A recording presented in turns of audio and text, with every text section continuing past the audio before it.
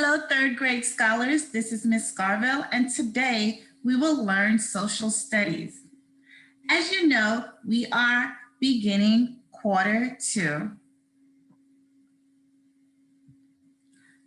For quarter two social studies, we are going to learn the structures and patterns on Earth.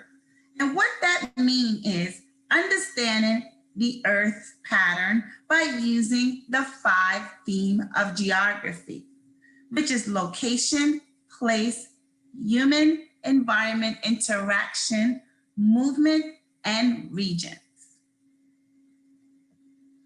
Our standard, what you will learn in this lesson, we will learn to find absolute and relative locations of places within the local community and region. Your learning goals scholars. Scholars will be able to describe the location of a place using relative and absolute location. Our vocabulary words we will focus on in this lesson will be absolute location and relative location. Absolute location, what is that? It is the exact point where a place is located on Earth, often given the term latitude and longitude. Let's take a further look. Absolute location, when they talk about latitude, it's the imaginary line that runs east and west of the Earth. For longitude, it's the imaginary line that runs north and south of the Earth.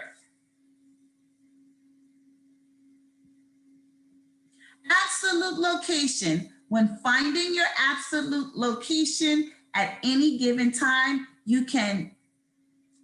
it can be done using geolocation software, which is found in most smartphones. This software uses the global positioning system, which is the GPS, a satellite navigation system. Absolute location gives the exact point where a place is located. For example, we can say that Eno Valley Elementary School is located at 417 Milton Road, North Carolina, Durham, 27712. The exact point where a place is located is absolute location. So another example using latitude and longitude, we can say the absolute location of the Empire State Building in New York City is 40.7484 degrees north, that's north, and it's 73.9857 degrees west in terms of latitude and longitude.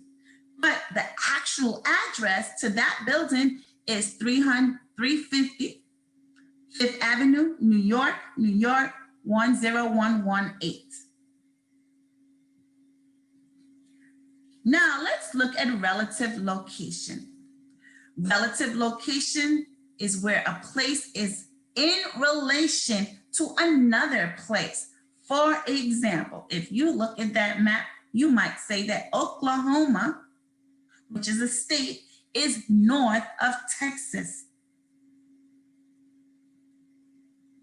Another example of relative location, you might say, my house is the third house on the left. Relative location can be described in a variety of ways.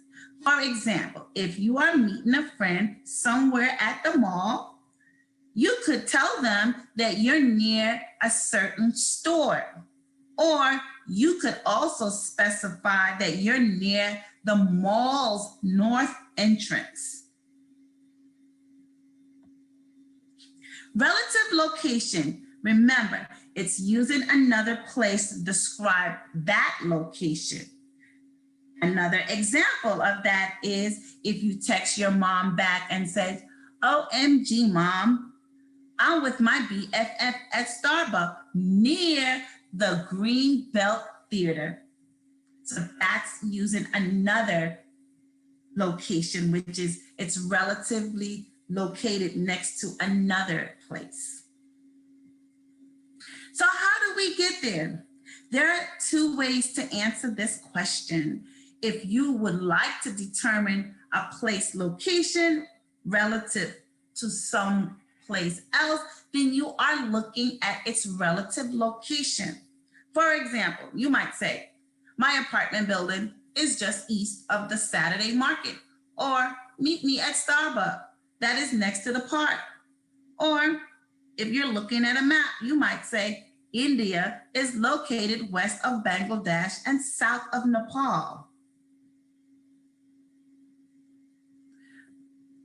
When we talk about absolute location, we might say another way to answer this question is to give an absolute location. An absolute location is a specific coordinate of a place on Earth using the latitude and longitude. For example, we might say Vancouver, British Columbia is located at 50 degrees north and 127 degrees west. So absolute location versus relative location. We know that relative location describes direction, time, landmark, and or distance.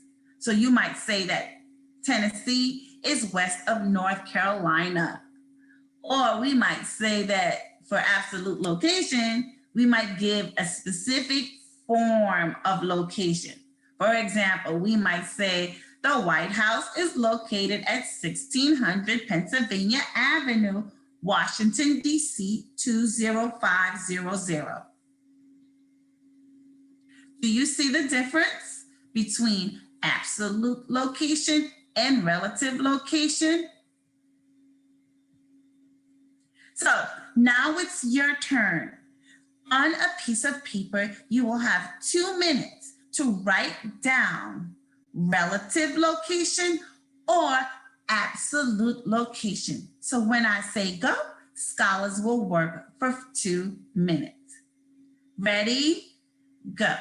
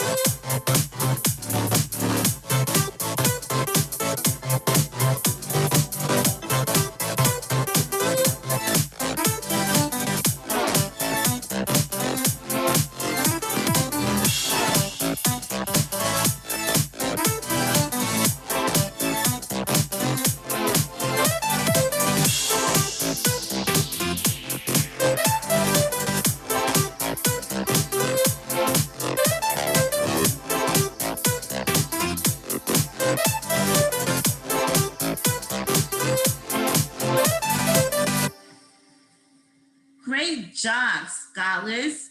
I hope you were able to read numbers 1 through 5 and tell me if the names or the address listed on the screen is an absolute location or a relative location.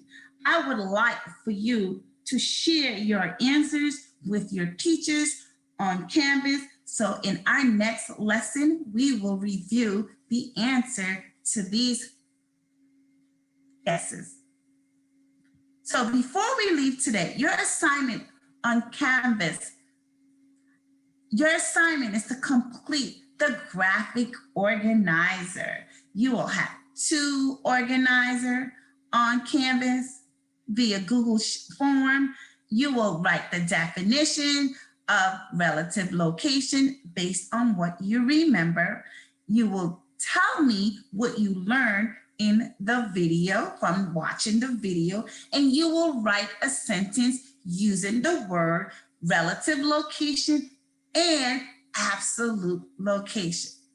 If you have any questions, please post it to Canvas and your teacher will be able to answer you. Scholars, have a great day.